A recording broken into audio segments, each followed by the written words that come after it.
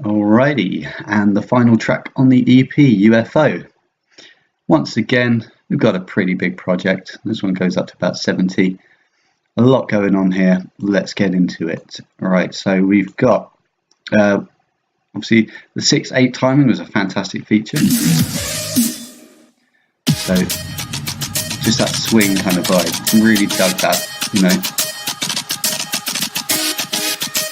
Inspired by the likes of Getter and whatnot, of course.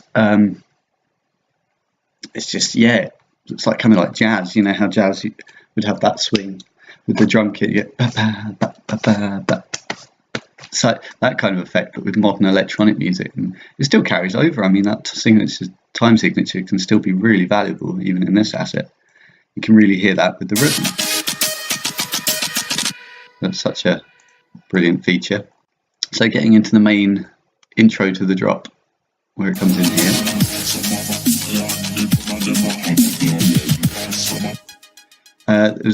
That Rasta vocals is awesome. Love that. That was actually from it was also that exact same sample was used in a Skrillex track a while back called DJ Tool. But I didn't know that until now, and then yeah, it's just really cool. I had to change the rhythm around to it slightly, but I think that had such great effects. Where is it? Oh, there it is. I had to cut it up so it actually could fit the timing. So a lot of that happened with the warp modes in here that I did individually. It's set to complex warp mode, but I wish that it didn't stutter as much as it does. That's something that I could have looked into more, maybe splicing up manually and using reverb to glue the gaps. Moving on to the build up. Unearthly, visiting this planet from other planets, unidentified. And to be honest, that's probably my favourite part. I mean, using that UFO sample, obviously inspired by none other than Skrillex, the only person I seem to go on about. But yeah, I mean, like his sample that he took, obviously I explained in my research section, and that just inspired this track from the ground up. Basically, I wanted something that old 1970s, 1960s recording, something unearthly, like a driven visiting tape, this planet from other planets, unidentified flying object.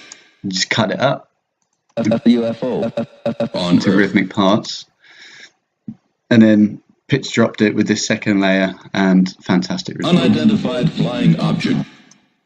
I wish I had better VSTs though. If I had some better plugins, maybe Ozone or something, I could have created so much more of a more dramatic effect there. Cool, of course that's cool, but imagine it pitch dropping and going vocoder effect from another VST maybe. It'd be nice to apply more vocoder effect maybe next time, run it for a synth. I could look into that more, but yeah, that's pretty jazzy. And then the drop, you can really hear that fine signature. And then it's just designating what parts basses are playing. I wish I did a bit more sound design in this section. A lot of this is sound samples, but it's organised them into layers and what goes where, and the levels can be a bit of a nightmare. I'll tell you what has been helpful though, CPU issues, making big old groups like this one, very big group, all of that blue there along the side, and that all has the sidechain, so it's all relative and it's all coherent. And at this point I'm so happy with my compression. My sidechain compression has improved so much since the first track. Soon this is the 5th time that I've really incorporated it. I've put it in every track, but this one flawless. I think I've got the gain automating depending on what part of the track it is. So for the more chill part, the gain goes up in compression because I really wanted that emphasis on the drum kit. Punches through. Because the drum kit gets really chilled compared to over here. It's really aggressive kick and snare, but over here,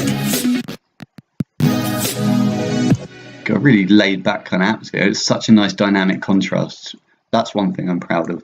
So you got the heavy section here, and then it just slips right into this really dynamic, luscious area.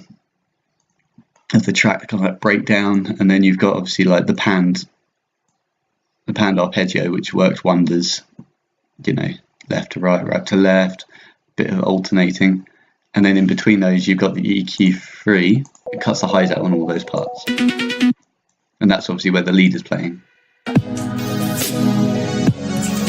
then the arp comes back in, panning the whole time, of course, moving the pan around.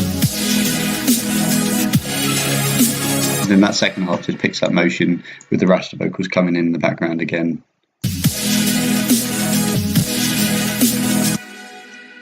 And then we've got a second build up, still using those same tactics from Virtual Riot about building it up and making it suspense, changing the sample there. Elephant sounds. My friends laugh when I told them that, but yeah, it's got all sorts of weird sounds in that section. Then we break it down to D, when he saw an object where the lead becomes most powerful. And they tried to describe it, but it moved and it just breaks down to that super energetic vibes. I love it. And then a slow fade out. I know that's the breakdown of the outro.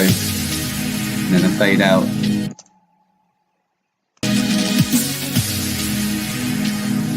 Finishes on that sort of cadence, and then bam, it all just filters out via automation. So yeah, UFO, all in all, my favourite mix down of the EP, and my favourite sort of dynamic stereo placing of things. Not my favourite track. Violet Flames is still my favourite track, but UFO is my favourite track in a production sense, that I feel like it's just solid and it's coherent, and very happy with it. But there are some parts that didn't quite match the standard. Like the elephant part I liked, but it doesn't quite fit with the rest of the track, I feel like. Maybe the first drop, but with some alternations. Maybe I could have changed the time signature in places. So yeah, but you know, with the theme of the whole track being about UFOs and space, I think I carried that across quite nicely. With it's almost like that raster vocals, like an alien voice talking, and then you've got like a report of it all happening, and then just alien sounds throughout.